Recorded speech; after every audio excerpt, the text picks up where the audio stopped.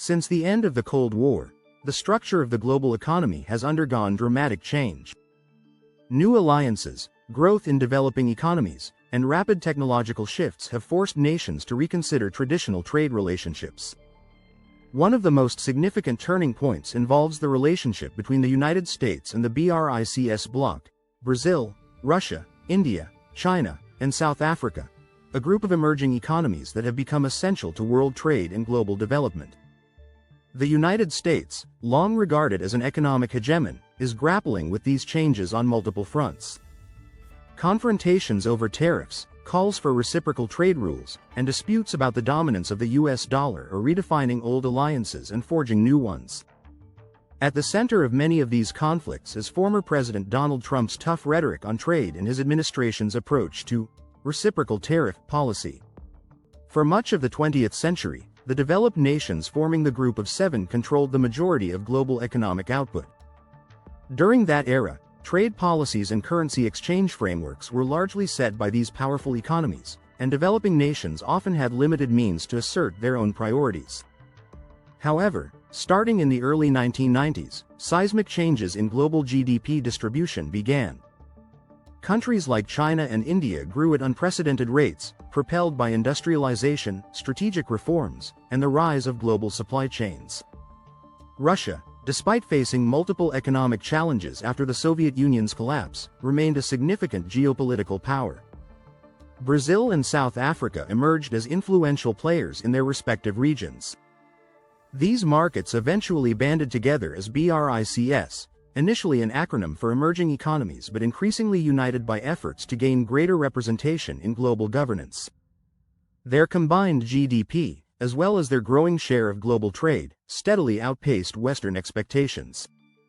The United States, historically reliant on its ability to dictate international policy, suddenly found it necessary to adapt to a world in which emerging markets command a larger slice of global economic power. Trade relationships with nations like China and India, therefore, require careful negotiation, something that drew intense scrutiny during Donald Trump's presidency. India, a founding member of BRICS, is a rapidly growing economy with over 1.4 billion people. Its trade policies often include high tariffs, especially on certain consumer goods and agricultural products, to protect domestic industries. While this policy has aided local manufacturers and farmers, it has raised concerns among trading partners, including the United States. Under Trump, the US took a particularly hard line on India's import taxes. Trump repeatedly criticized these as unfair to US companies, pointing to examples such as steep tariffs on motorcycles or agricultural produce. In turn, India has worried about maintaining access to American markets for its own exports. The tension escalated when Trump threatened reciprocal tariffs, a blunt demand for India to reduce its duties or face matching penalties on goods headed to the United States. This standoff encouraged India to consider solutions that would avert serious economic conflict, including significantly expanding purchases of US liquefied natural gas and oil. But if the reciprocal tariff regime were fully enforced, India's exports to the United States could face an additional 10% in duties, a significant burden for any emerging economy seeking to sustain growth. As India weighs whether to compromise, the deeper question is whether time-tested protectionist policies can coexist with a global trade framework shaped by escalating American demands. While India's situation captures attention, the ripple effects of reciprocal tariffs go far beyond a single country. Under Trump, there was speculation about the United States extending these measures to other emerging economies perceived to maintain high barriers against American goods. The concept behind reciprocal tariffs is direct. If one nation imposes a certain duty on US exports, the United States will impose an equal tariff on goods from that nation. Advocates view it as a tool to dismantle trade barriers, but it can roil global trade if widely implemented. Economies heavily reliant on exports, such as many countries in Southeast Asia, Latin America, and Africa, would see a reduction in demand if US import costs rose significantly. Some of the harshest consequences could be felt by Brazil and South Africa, BRICS members that rely on commodities. These raw materials or agricultural goods are sensitive to any percentage increase in duties because even small tariff hikes can translate into reduced volumes and revenues. As for the United States, The short-term boost to domestic industries could be offset by higher prices for consumers and disruptions in global supply chains. Costs may rise for goods ranging from everyday consumer products to industrial components. Moreover, the policy could push emerging economies to strengthen trade with one another or redirect their focus to major non-US markets. Such new alignments might undercut American economic influence in the long run, demonstrating how tariff threats that yield quick political points can also generate complex economic fallout. In the midst of these tensions, Trump went so far as to declare, "BRICS is dead," suggesting the bloc's member countries no longer wished to cooperate and claiming the group had failed in its founding purpose. This statement was likely as much a negotiation ploy as a reflection of actual economic trends. Though the BRICS nations do not always share perfectly aligned policies, they have consistently pursued strategic goals such as reforming global financial institutions and reducing their collective dependence on the US dollar. The idea that BRICS members would abandon this agenda altogether does not align well with ongoing discussions about alternative payment systems, investment ventures, and diplomatic coordination. As a rhetorical device, dismissing BRICS may have given the White House more bilateral bargaining leverage. If BRICS unity fractured, each member could be compelled to deal one-on-one with the US. Yet over the long term, the trend lines indicate that the bloc's combined output and influence are likely to grow, not recede. Among BRICS members, China stands out for its sheer economic scale. China is the world's second-largest economy and a global manufacturing powerhouse.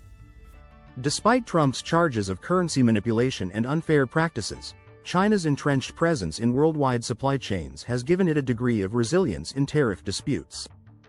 While tariffs can hurt specific sectors, severing all trade ties or imposing overly punitive measures would be highly disruptive for both economies, given the deep intertwining of American consumer markets and Chinese manufacturing.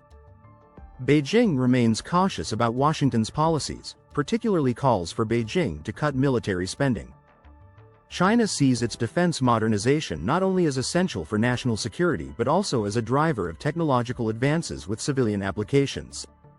In response to tensions with the United States, China has worked to diversify, seeking new trade and investment ties across Asia, Europe, and Africa, expanding initiatives such as the Belt and Road, and investigating how to conduct more transactions without resorting to the dollar. While no country can easily circumvent the US-dominated global financial system in the near term, China's strategic approach reflects a desire to mitigate the risks of a volatile relationship. In discussions about tariffs, one issue repeatedly emerges: the dominance of the US dollar.